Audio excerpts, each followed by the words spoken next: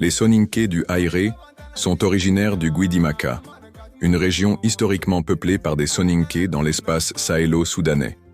Leur origine remonte à l'ancien empire du Ghana, Ouagadou, considéré comme le berceau des peuples Soninké. À la suite du déclin de cet empire, provoqué notamment par des conflits internes entre lignages rivaux, les invasions almoravides et la désertification progressive du Sahara, les Soninké se sont dispersés vers différentes régions, dont le Gadjaga et le Fouta Toro, avant d'atteindre la vallée du Sénégal. Ils se définissent comme Airanko, c'est-à-dire les habitants du Haïré, une entité territoriale qu'ils considèrent comme un héritage des Denyankobé, établis dans le Fouta Toro. D'autres traditions orales mentionnent une installation rendue possible grâce à un don des Batili du Gadjaga, mais cette version est contestée par les Soumaré, grande famille régnante du Haïré. La migration vers le Haïré commence véritablement au XVIe siècle, période marquée par des bouleversements politiques, économiques et climatiques majeurs.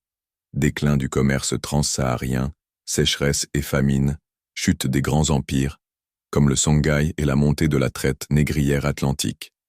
Ces facteurs ont déclenché des mouvements de population en quête de refuge, de sécurité ou de meilleures conditions de vie. Le Haïré, situé dans la moyenne vallée du Sénégal, a ainsi accueilli des migrants soninké qui fuyaient les conflits, la pauvreté ou l'instabilité politique. Le Haïré est limité au nord par le fleuve Sénégal qui sépare le Haïré, côté sénégalais, du Guidimaka mauritanien, région d'origine des Soninké du Haïré et le Tagan, massif montagneux qui sert aussi de barrière naturelle au nord-est. À l'est par le Guidimaka et les contreforts du Tagan, à l'ouest par le Gadjaga, Boundou, et les hautes terres du Sénégal oriental et à l'ouest par Fouta Toro. Les Soninké du Haïré s'installent principalement sur les deux rives du fleuve Sénégal, dans une région géographiquement enclavée, mais stratégiquement située. La structure de peuplement s'organise autour de villages fondés par des figures lignagères, comme Waoundé, Dambakane, Aré, Wompu, souvent issus de la famille Soumaré. Chaque village est lié à un ancêtre ou un leader de migration. Principale caractéristique de l'installation.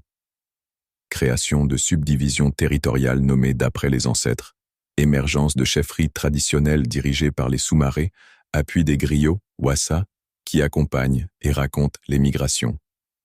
Au moment de leur installation, le Haïré est une zone marquée par l'influence de plusieurs formations politiques, le Fouta Toro, le Gadjaga et les chefferies mauraises voisines. Les Soninké du Haïré développent alors une organisation sociale hiérarchisée, fondée sur des castes, nobles, griots, forgerons, captifs.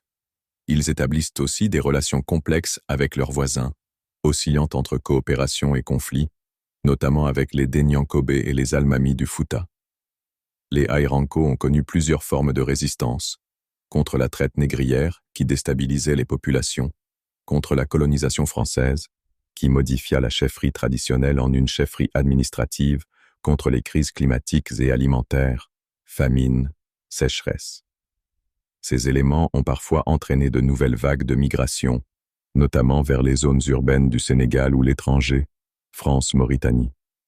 L'histoire des Soninké du Haïré est celle d'un peuple résilient, ayant su adapter ses structures sociales, économiques et politiques face aux grandes mutations de l'histoire africaine, effondrement des empires, traite négrière, colonisation, indépendance, sécheresse, mondialisation.